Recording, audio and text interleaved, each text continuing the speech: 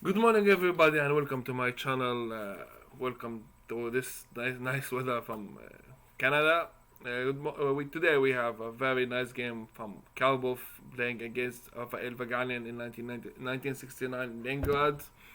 Those guys were playing in a junior championship at that time, and both managed to become strong grandmasters later on. But Karpov, even in the history of those two players, he dominated the results between them. I think it was 6 wins for Karpov and 2 for Vagan, and I think there's 14 draws. That's, I think, the whole total between those. They played, I believe, 22 games. If my memory is working fine. Anyway, it's the morning, so who knows. Today, let's see what Karpov did in this end game, because it's a great lesson in the end game. It's amazing lesson for everybody to learn, and we're gonna show today what Karpov really built up a very strong skills, a very strong feeling in the end game by just become an 18 years old guy. So that shows you how the champions go up by the time, and that's actually the idea behind this series. Mr. Vaganin played d4, knight f6 from Karpov, c4, e6, knight f3, b6. We have the Queen's Indian defense. e3, bishop b7, bishop d3, bishop e7, castle, and c5. Mr. Karpov hit the center right away, looking to attack this guy, keeping the bishops open. He didn't like to play d5 at all so far. Knight bd2, knight c6, and Karpov actually blocking the bishop for a while to put the knight on b4 and attack the guy here on d3. So Vaganin stopped him. cd4, ed4, and this is a good lesson to learn. And now d5. How to hit the center in the right time. Vaganin played cd5, queen d5 from by Karpov, keeping the basha on the pawn on d4.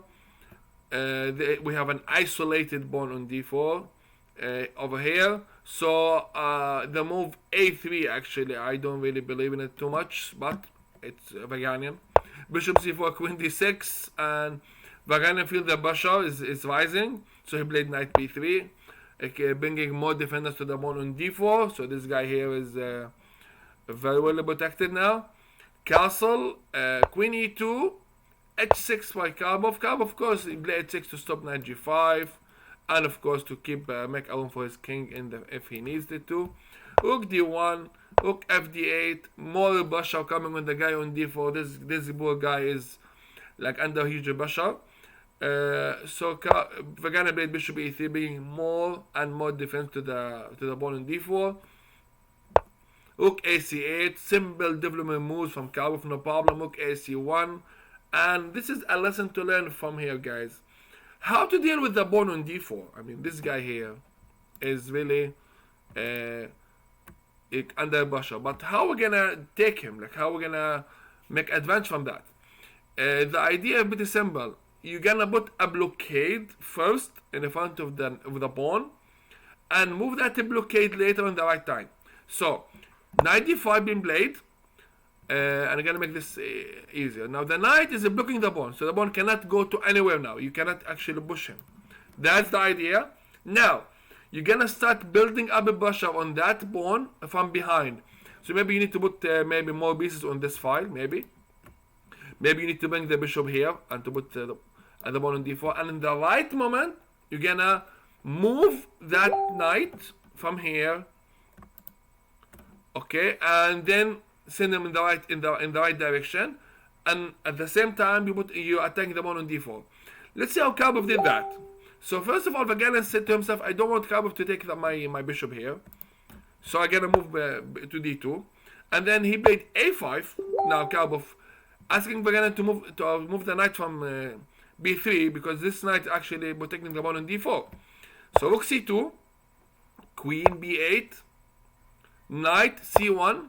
Now Vaganian realized that he doesn't want to wait for a4 to come, so he just moved his knight in advance.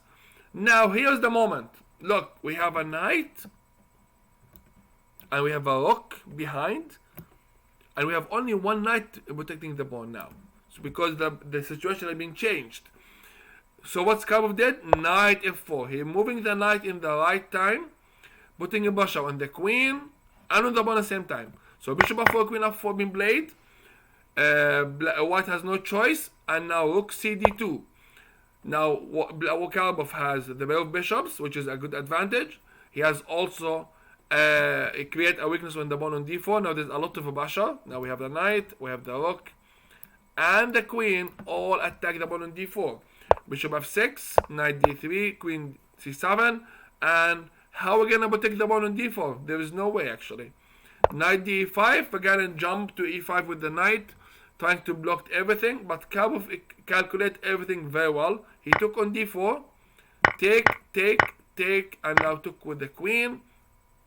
Knight b5 from Vaganian, took on b2, knight d6, double attack on the bishop, take, and now rook c7, and now again, now Karpov is 2 pawns up, but it's not easy to win this because Vaganian played a4, so the pawn on a4 actually blocking the 2 pawns on a5 and b6.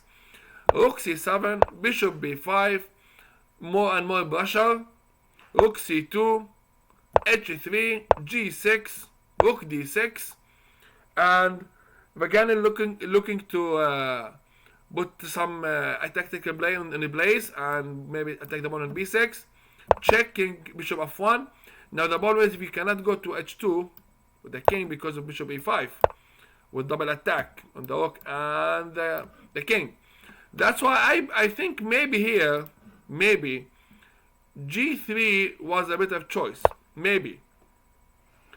But still, when you put all your pawns here, all your pawns here on the bishop color, this is also a problem. So anyway, so that's what the guys did. Bishop after bishop f1, rook a1, take, and now g3. Now Vaganin tried to make something from his position. Bishop d4 double attack, check, king g7, bishop e2. Vaganin wait for Karpov to make a progress. Rook a2, king f1, a4, rook b4, e5, rook b7, a3, and Vaganian decided to make things even simpler for himself. He played rook f7 check. Now the idea, if you take bishop c4 check, we're gonna pick up the rook, and we have an opposite colors bishops, but Karpov said, no, you know what, I'm gonna go back. But Vaganin insists on it. Check, king g7, check again, you're gonna take the rook or accept the door. So Karpov took, check, and now bishop a2. And now here is the magic of Karpov in the end game. Like he did a really good job. g5 first comes from Karpov, trying to fix the white pawns on the king side. Now Vaganian understand that the bishop on d4 is on the dark squares, so he has two pawns on the dark squares, so he tried to avoid that. So he played f3, making them only one pawn on the one only on g3 on the dark squares to make his defense easier. Karpov played h5. With h5, Vaganin played king e2, and with this move, let me just make things easier. We're gonna make it like this way. So with king e2, Vaganin tried to defend his position. He's looking maybe to come to d3, maybe to e4 later on if he can. Maybe he wants to go to d3, and if black pushes king to f5, he can maybe go for g4 check or something. There was, or maybe if a black want to come to f5, maybe bishop b1 check. Or maybe bishop f7, attacking the one from the behind. Like he's looking for some like active play, waiting for Karpov response to decide how to play this. But here's the problem: Karpov played a very, very strong move, the winning move, and I believe maybe actually the only winning move in the position. Karpov realized that Vaganin's plan is really good to defend, but he has a problem with this one here. This guy is an issue because it's a pawn on the dark squares. So he has to use that. How to use that? He played first e4. This is the magic of Karpov. Fe4, and now g4. And after taking the pawns, now we have 2 pawns for each side and opposite colors bishops, which looks in the first place easier to defend. Except that after bishop b3 from Vaganian, because Vaganian is waiting for Karpov to do something. Karpov played bishop e5, which is the winning move also in this position. attacking the pawn on f2 on g3. King f2 from Karpov to defend. King e7. King e. Now the king e7 is pretty much the king is coming to b4 to help the pawn promote, and the bishop on e5 tightening the king to defend the pawn on g3, so the king cannot go anywhere. So if the king move to help the bishop to stop the pawn on a3, the pawn on g3 will fall. And if the bishop try to go to e6 and attack the pawn, pick up the pawn on g4, the pawn on a2 will promote. So you cannot handle everything. What Vaganin did, he played king e3, bishop g3 from Karpov, and king d4. Now Vaganin thought to himself, maybe I can do something. Maybe my king can come to c3, and my bishop can come maybe to d1 and f3. Maybe this way maybe I can do the game. Except that again, Mr. Karpov doing something unusual. Bishop e5 check, winning the game on the spot, and Vaganin resign right away. The problem is, if you take the bishop, it's a g3, and there is no way to stop the pawn from promoting. And if you want to go back, of course, now the bishop will stop the king from going to g3, and that's actually the idea. If you go back to e3, we got g3, and again, you cannot stop both pawns from promoting. And I need somebody to tell me exactly what Mr. Karpov is eating on the breakfast to get all this play.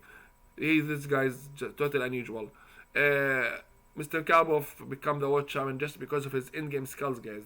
That's the way he got most of his tournament winnings. If you guys like the video, like and share and subscribe to the channel. I'm gonna see you later. Bye bye.